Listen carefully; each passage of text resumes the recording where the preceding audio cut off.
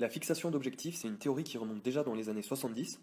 À la base, elle a été créée dans le monde du travail, donc pour le monde professionnel.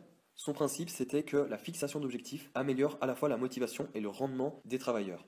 En d'autres termes, la fixation de but, c'est une théorie de la motivation qui donne à l'individu toute l'énergie nécessaire pour devenir plus productif et plus efficace.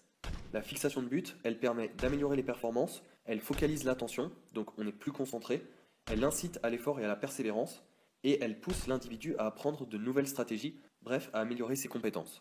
Dans la fixation d'objectifs, en fait, il y a seulement deux grandes catégories de buts qu'on peut se fixer. Il y a ce qu'on appelle les buts de maîtrise et les buts de performance.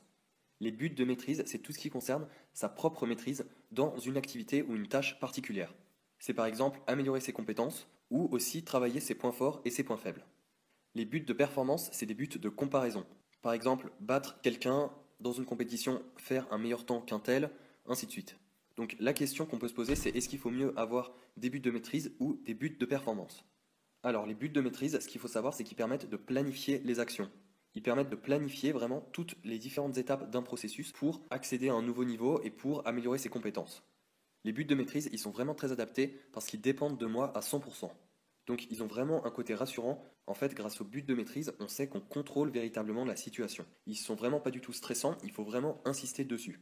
Les buts de performance, donc se comparer aux autres, ou faire tel résultat, ou battre un tel, ou finir premier, ils sont indispensables, il faut en avoir, mais en fait ils dépendent de nombreux facteurs extérieurs et ils sont vraiment incontrôlables. On ne peut pas vraiment les contrôler à 100%, donc ils sont beaucoup plus anxiogènes parce qu'ils dépendent pas vraiment de nous à 100%, ils dépendent aussi des autres. Par exemple, dans une compétition, quelqu'un qui a que des buts de performance, et ben s'il s'améliore énormément, mais que tous les autres font un tout petit peu mieux que lui, et ben ça se trouve, il finira dernier de la compétition, ou il finira très mal classé, alors qu'en fin de compte, il s'est vraiment beaucoup amélioré par rapport au début de l'année. Alors que s'il avait eu que des buts de maîtrise, ou un mix des deux, moitié but de maîtrise, moitié but de performance, et ben en fin de compte, il aurait eu beaucoup plus de recul sur la situation, et il aurait pu constater qu'il a effectivement beaucoup progressé sur plein d'aspects différents. Donc si on prend du recul et qu'on a une vue d'ensemble, au global, il y a vraiment un ensemble très encourageant et très positif, et donc la personne, elle sera focalisée que sur la perf, donc que sur le négatif.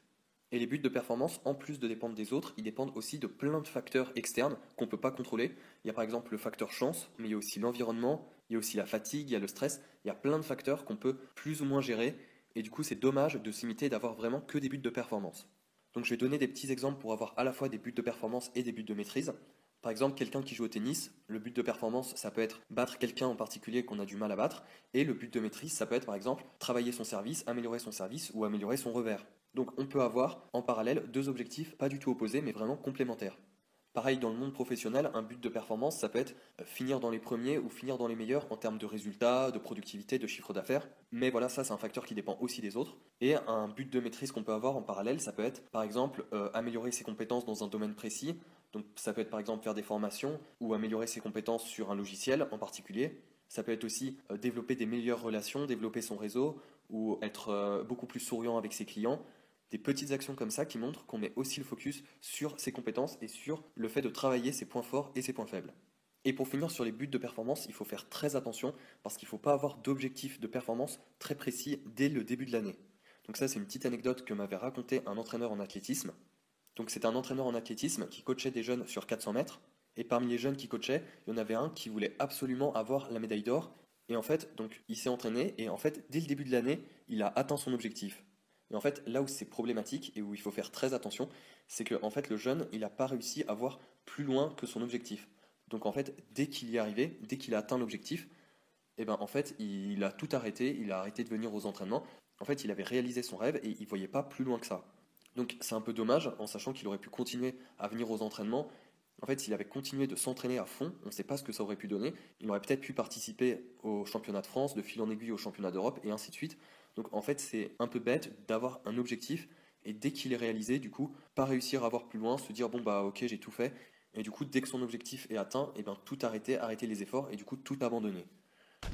Donc voilà, la conclusion de cette vidéo, c'est que trop de personnes ont des buts de performance, battre un tel, faire mieux que machin, finir dans les trois premiers, finir à la première place. Mais en fait, souvent, c'est des buts qui mettent beaucoup de pression, qui sont vraiment anxiogènes et en plus qui dépendent des autres et qui dépendent de plein de facteurs, du facteur chance, de plein d'imprévus et de choses qu'on ne peut pas vraiment contrôler à 100%. Donc le but, c'est d'avoir un juste équilibre, d'avoir des buts de performance, c'est bien d'en avoir, mais aussi en parallèle d'avoir des buts de maîtrise.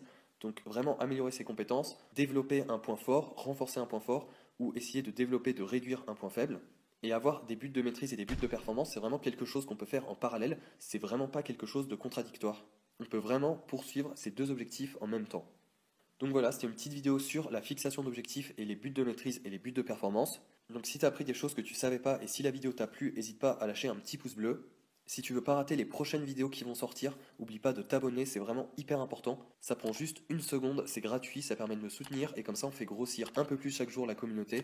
Et là tu as plein de vidéos qui apparaissent, donc tu as une playlist spéciale résumé de livres, donc n'hésite pas à cliquer, à aller voir, il y a déjà plein de résumés de livres qui sont sortis. Tu as la dernière vidéo qui est sortie, tu as une vidéo recommandée spécialement pour toi, et moi je te dis à plus.